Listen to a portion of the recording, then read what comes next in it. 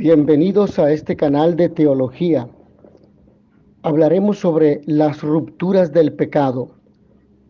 En un primer momento abordaremos ruptura de la sujeción original. El gobierno del mundo se realiza procurando la unidad entre todos los seres creados, buscando la concordia, y es un bien que el hombre y las cosas estén sometidos a Dios, pues nada hay mejor que estar sometido al gobierno divino que procura dirigir las cosas hacia su fin, en el cual está la perfección para cada ser. En este contexto, Santo Tomás define a veces el pecado como un desorden que excluye el orden al fin último, destacando lo que en el pecado hay de desorden. Lo que dijo Santo Tomás acerca del pecado original está claramente en continuidad con lo que dijo San Agustín. Pero mientras que el obispo de Hipona describía el pecado como desorden ontológico, generalmente en los términos de preferir lo inferior a lo superior, es decir, cambiar a Dios por las criaturas, Tomás de Aquino, en cambio, contempla el pecado como un atentado contra la ley eterna, que se concreta en el orden propio de la naturaleza humana. Me refiero a la ley natural, orientada hacia el último fin. El primer pecado tuvo unos efectos que incidieron no solo en nuestros primeros padres, sino en la naturaleza humana. La pena del pecado original es en esencia la sustracción del beneficio divino que mantenía la rectitud e integridad, es decir, la pérdida de la justicia original, pues las demás penas son solo consecuencia de esta. La sustracción de este don es la causa de que aparezcan en cascada todos los desórdenes en la naturaleza humana. Adán y Eva pierden su estado de justicia original y quedan sometidos a la deficiencia de su naturaleza, a la muerte y la debilidad, el desorden interno, llamado concupiscencia. La naturaleza humana pierde la rectitud e integridad, plenitud de orden y armonía, en que había sido constituida en atención a su fin último. En distintos textos, al tratar de los efectos del pecado original, se ve un esquema antropológico, el de las dos dimensiones principales, la del hombre con Dios y la del hombre consigo mismo.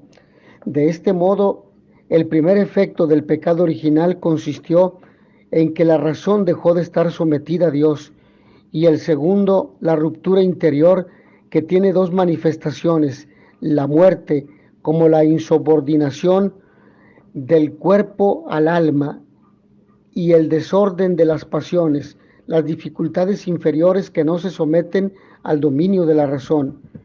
Con toda la integridad del estado de armonía como toda la integridad del estado de armonía era producida por la sumisión de la voluntad humana a Dios, al revelarse el hombre perdió la perfecta sumisión de las fuerzas inferiores a la razón y del cuerpo al alma.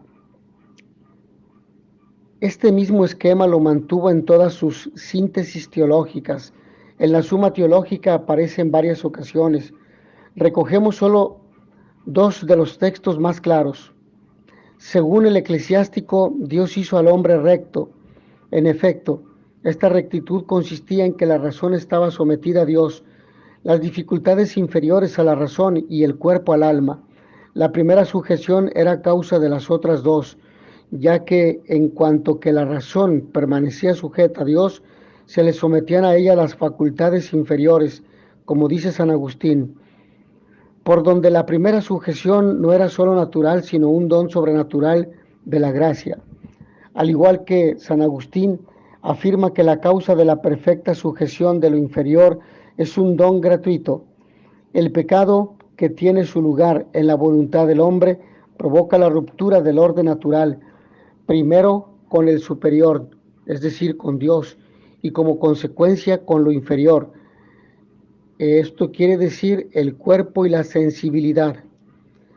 Como por el pecado la parte superior del hombre se apartó de Dios, De allí se originó el que las fuerzas inferiores se alzaran contra la razón, estableciéndose la lucha del apetito carnal contra la razón e incluso la lucha del cuerpo contra el espíritu, dando lugar a la muerte y demás defectos corporales.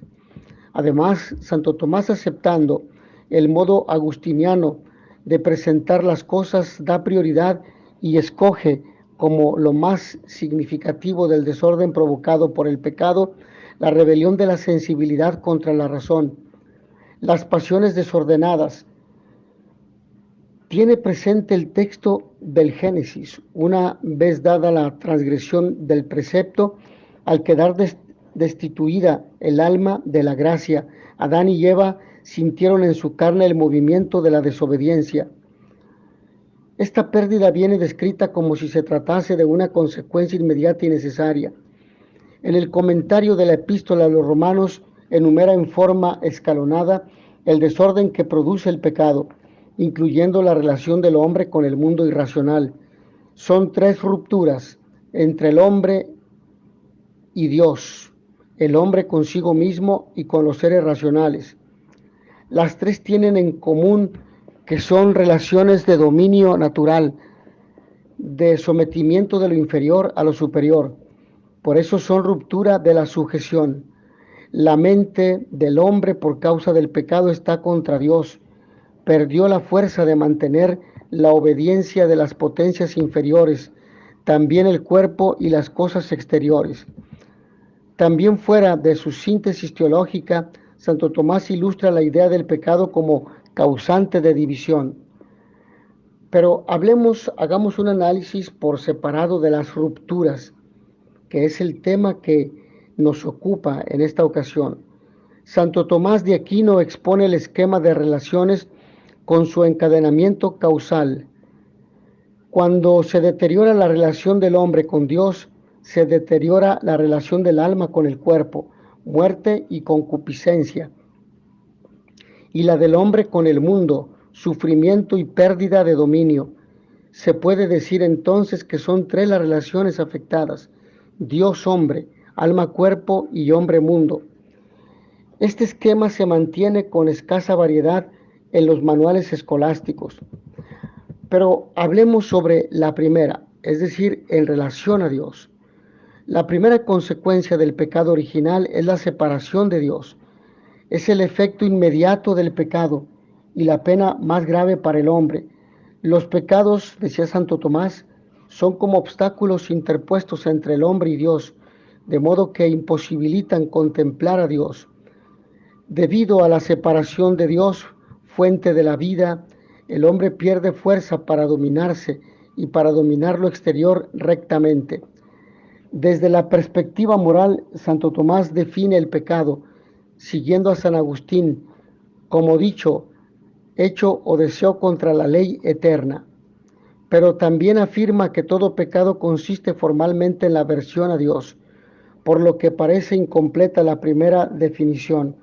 Pero la ley eterna, primaria y principalmente ordenada al hombre hacia el fin último, y hace que se conduzca rectamente. Por eso, al decir ley eterna, incluye la aversión del fin y los demás desórdenes. Lo más específico del pecado es el rechazo a Dios, el rechazo consciente. Al dirigirse desordenadamente al bien mutable, el hombre se separa del bien inmutable. Este rechazo o aversión interrumpe el amor de Dios, y no por defecto de Dios, sino del hombre que se aparta de él. Esta aversión o apartamiento hace que la culpa permanezca después de cometida la falta. La separación de Dios es la consecuencia más inmediata del pecado y tiene razón de pena. De hecho, es la más importante de todas y la más nociva, pues priva del máximo bien. Se puede considerar como el primer efecto del pecado y causa de los demás desórdenes, como ya he mencionado. Siendo Dios el fundamento del ser del hombre y su fin último, la separación de él incide necesariamente tanto en el estado de su naturaleza como en las posibilidades de su conducta. Al apartarnos de Dios, Los pecados nos impiden participar de los bienes divinos. Por eso sentimos un dolor de arrepentimiento en el alma. En otras ocasiones dice que los pecados son que enturbian nuestra relación con Él. Ahora, en relación a sí mismo, en relación al hombre, al propio hombre, Santo Tomás ve las consecuencias del primer pecado, la muerte y el desorden de la sensibilidad, es decir, la concupiscencia. El pecado del primer padre es la causa de la muerte y de todos los defectos de la naturaleza humana, en cuanto por el pecado del primer padre se ha quitado la justicia original, por la cual no sólo se contenían las fuerzas inferiores del alma sin ningún desorden, sino también el cuerpo estaba sometido al alma sin ningún defecto. Según se ve, la muerte es colocada a la par de las otras debilidades de la naturaleza humana. El hombre se muere porque ha sido despojado de un don especial, quedando la naturaleza sometida a sus propios principios. Dios ya no le mantiene la inmortalidad. La muerte tiene su fundamento natural en la composición del hombre. Su cuerpo es material y todo lo que es material es compuesto y todo lo compuesto se puede descomponer.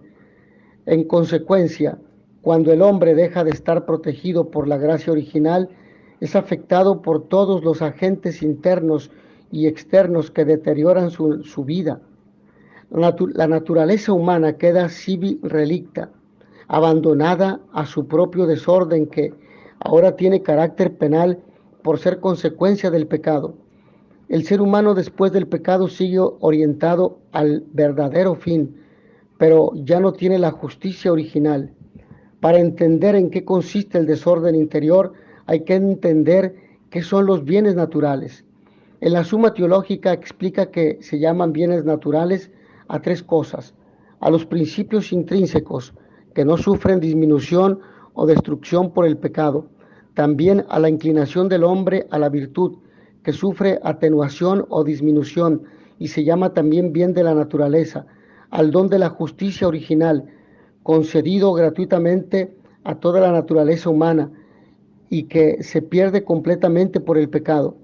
Para entender esa disminución en el bien medio, el de la virtud, hay que tener en cuenta que toda virtud tiene una raíz y un término. En cuanto a la raíz de la inclinación a la virtud, no se dio disminución por el primer pecado, pues permanece la tendencia natural de las potencias humanas con respecto al bien, pero sí disminuyó en cuanto al término de la virtud, al interponerse impedimentos que obstaculizan llegar al fin.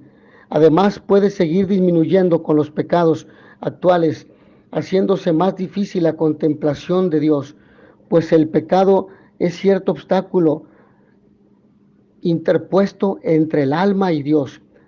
Por el primer pecado quedó la naturaleza disminuida en algunos de los bienes naturales, permaneciendo su fondo más elemental íntegro. El pecado no pudo estropear el fondo de la naturaleza, pero sí influye en su operatividad, disminuye virtudes y crea vicios.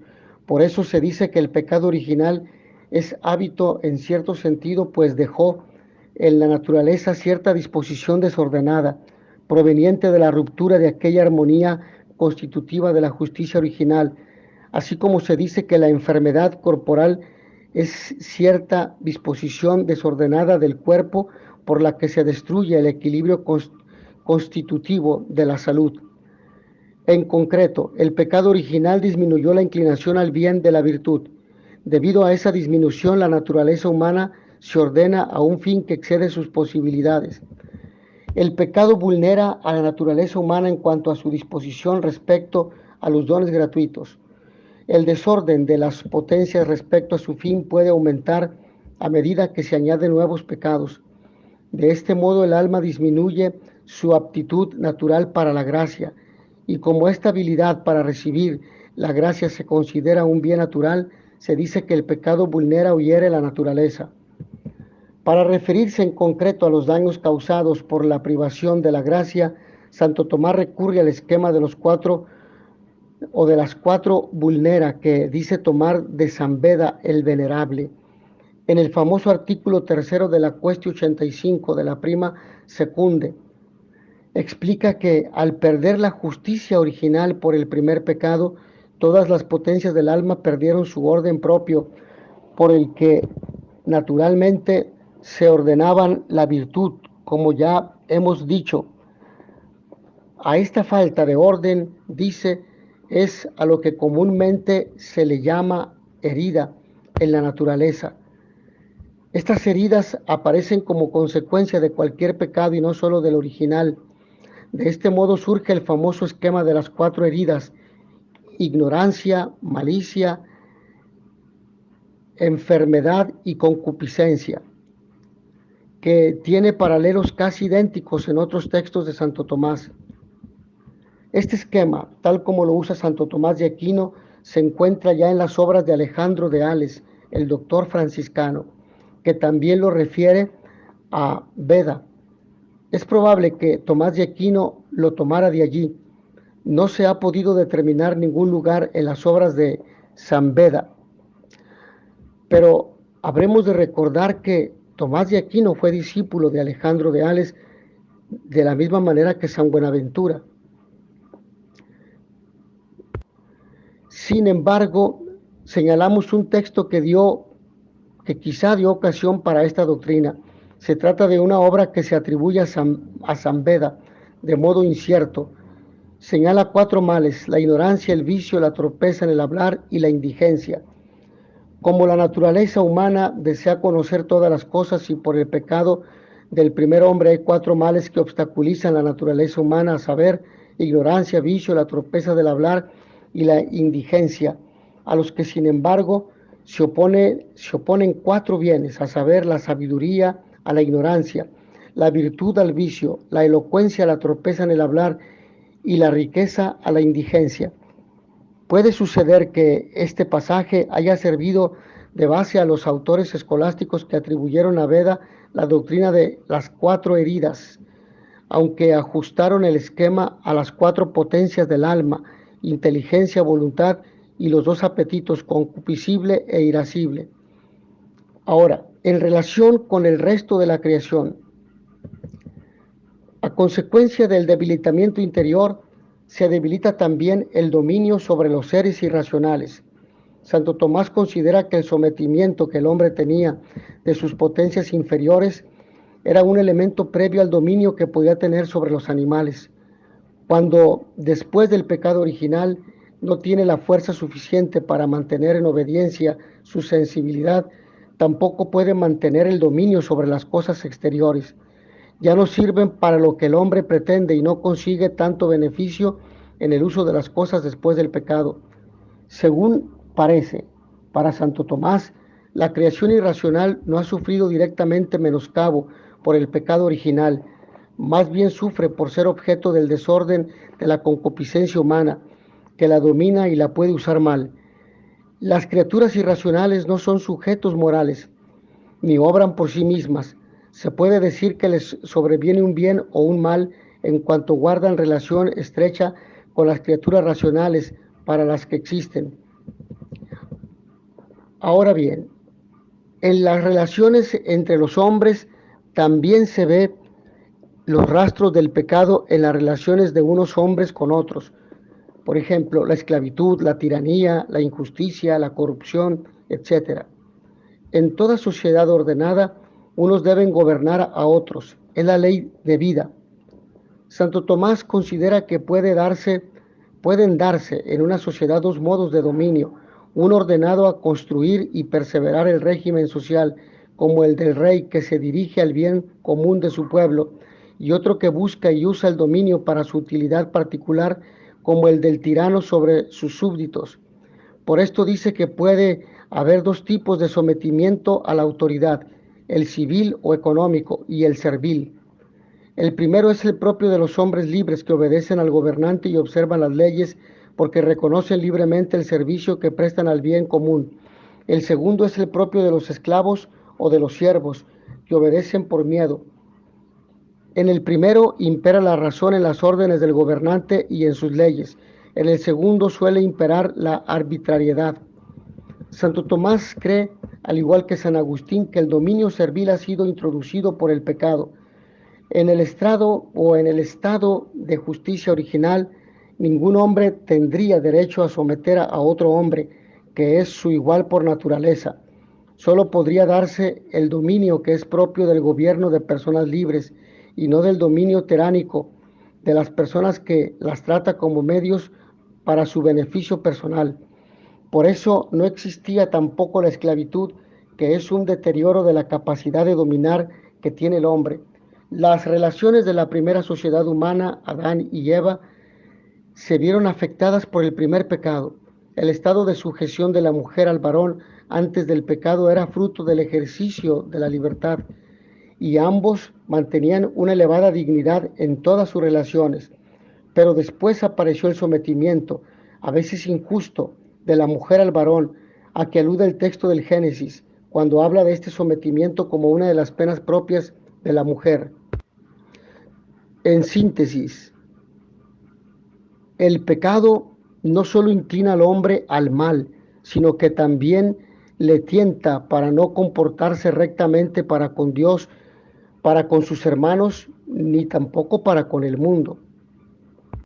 El hombre, al negarse a reconocer a Dios como su principio, rompe la ordenación de sí mismo al fin, y al mismo tiempo toda su ordenación con respecto a sí mismo como para con los demás hombres. El hombre que peca se convierte en reo de muerte, y el maligno tiene poder y dominio sobre él, ya que pierde la gracia santificante. Si el hombre es ante todo imagen de Dios, falsear libremente esta relación equivale a desintegrar todo el resto y romper la armonía que la libertad, ratificando la gracia de Dios, tendría que haber instaurado en su triple relación consigo mismo, con los demás y con el cosmos, con el universo. La Constitución Pastoral Gaudium et Spes, Gozos y Esperanzas, en el número 13, señala ordenadamente todas las consecuencias del pecado. Y como ya lo hemos mencionado, pero reiteramos, desorden dentro de sí mismo, señala el documento. La débil condición del hombre para obrar el bien es un dato común a la experiencia humana y al mismo tiempo un dato revelado. El misterio del pecado es, en cierto modo, accesible a la razón humana. Es decir, el hombre es consciente de que peca y por eso experimenta en su interior el llamado que Dios le hace a la reconciliación. Es decir, Dios le envía su gracia para que el hombre comprenda que ha pecado y para que el hombre también responda a esta gracia de Dios, a la conversión en el sacramento de la confesión y a un proceso de conversión continua. Como San Agustín bien lo dice, la naturaleza humana ha sido desfigurada por el mismo hombre. El hombre, en efecto, cuando examina su corazón, comprueba su inclinación al mal y se siente anegado por muchos males que no pueden tener su origen en su santo Creador. La falta de armonía interna, el desorden de las pasiones, es uno de los efectos más patentes. El hombre está dividido, división que apareció con el pecado original y que es agravada con los pecados personales. Al señalar la debilidad del estado del hombre, Gaudium et Spes recoge las expresiones de la tradición. El hombre se encuentra sin fuerzas, incapaz de dominar con eficacia a los ataques del maligno. Además, después del pecado, la inteligencia está oscurecida y debilitada, lo que nos dice Gaudium et Spes en el número 15. Esta falta de fuerzas para dominarse y la disminución que produce el pecado, expresión que recuerda la enseñanza de Santo Tomás de Aquino de que el hombre sufrió una disminución en el bien de las virtudes. Ahora, respecto al desorden con los demás, al tratar de la comunidad humana, en el capítulo 2 de la primera parte se quería abordar el tema de los muchos desórdenes que se encuentran en el mundo.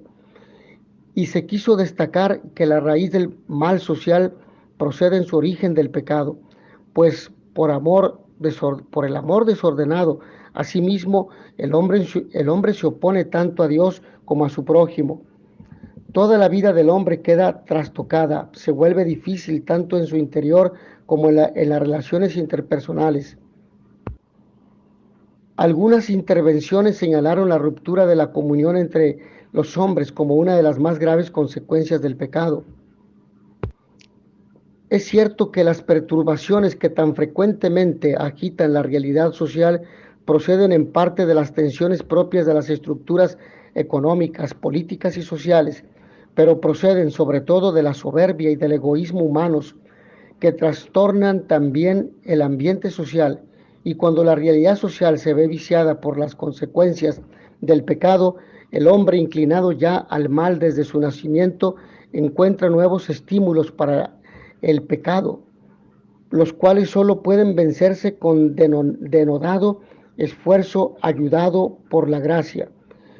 Respecto al desorden con el resto de la creación, San Pablo en la carta a los Romanos en el capítulo 8, versículo 22, ahí se señalan expresamente los aspectos cósmicos del pecado, y por lo mismo la creación ha perdido su dignidad y está bajo el dominio del mal, pero este aspecto no parecía tan claro a todos los pares conciliares, como ya lo hemos venido expresando en Gaudium et Spes, gozos y esperanzas.